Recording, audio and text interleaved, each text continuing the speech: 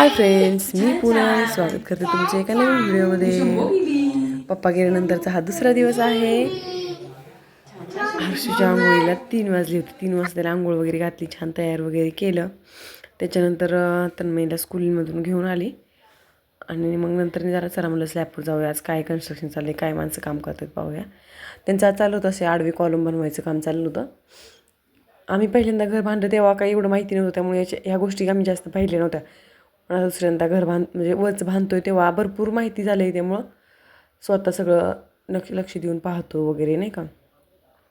आणि असं प्रत्येकाने करायचं. आपण एवढे पैसे खर्च करतो तर आपण स्वतः लक्ष देऊन सगळ्या गोष्टी व्यवस्थित होत आहेत का हे पाहिले पाहिजे. कारण नंतर पछतावा करून काहीच उपयोग नाही होत. नंतर खूप वाईट वाटतं. आपण तेव्हा लक्ष द्यायला पाहिजे होतं, आपल्याला ह्या गोष्टीत माहितीच नव्हतं असं होतं.